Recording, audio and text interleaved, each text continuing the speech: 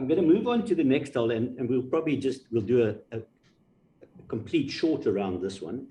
You say you're biased, but I don't believe you, because I've asked two esteemed PGA professionals in South Africa, Derek James, Jeff Claus. I mean, these guys are icon in South African golfing circles, and they designed their signature courses, and both of them put the 11th at Royal Johannesburg East course.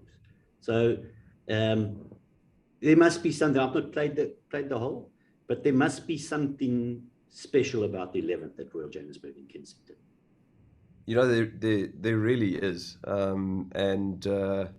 You know, I obviously get to play the golf course, you know, quite often. But every time I stand up on that 11th tee, you know, it's so deceptive. It is so good on the eye. You know, from the drive, you got to get it in the right place, center fairway or right fairway. If you don't, and you end up on the left-hand side of the fairway, you often think, oh, I'm okay, but then you really leave yourself a tough shot into the green. So you got to be accurate off the tee.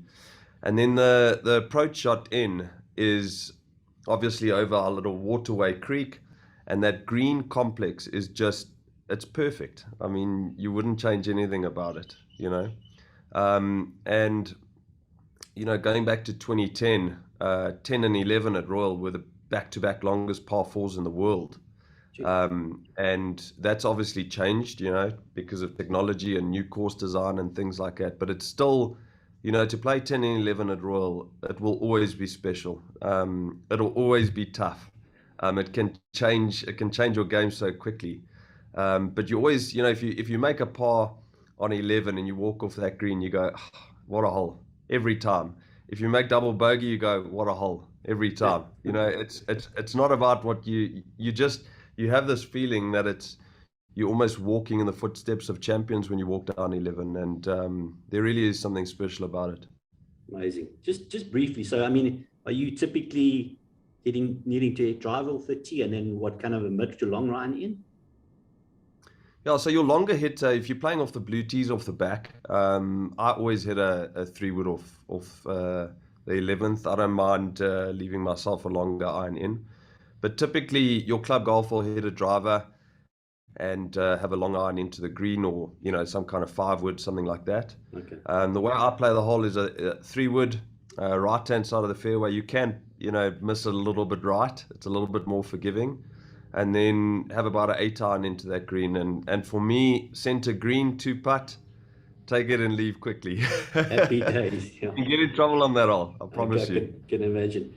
Just staying on, well, not only the 11, again, if I done my research correctly, you were involved in the redesign at Royal in 2018. Yeah, so we upgraded the course in 2017, the East course.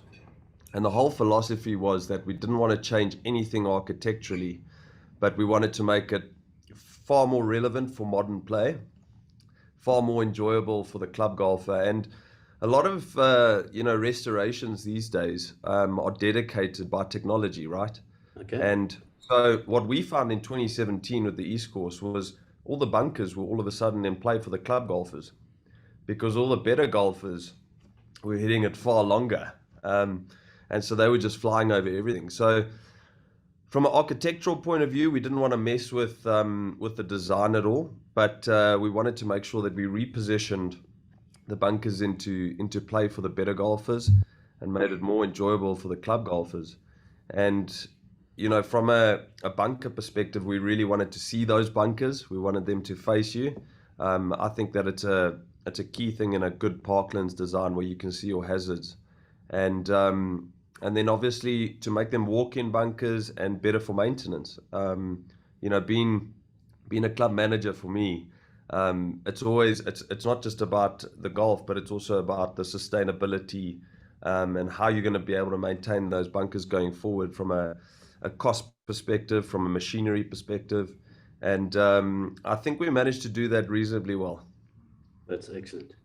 Hi guys, I'm Sean from GOAT Golf Holes. Thanks for watching. Please know that the Chris Bentley GOAT Signature Golf Course is in support of a fantastic charity called Cupcakes of Hope. Cupcakes of Hope raise funds to support the medical bills of young children in South Africa with cancer. It's a credible project. So thanks for watching and sharing that awareness. Don't forget to subscribe to GOAT Golf Holes to see the full Chris Bentley GOAT Signature course. And then check us out on your favorite social media for all the latest golf related news and details. Thanks for watching. Enjoy. Bye.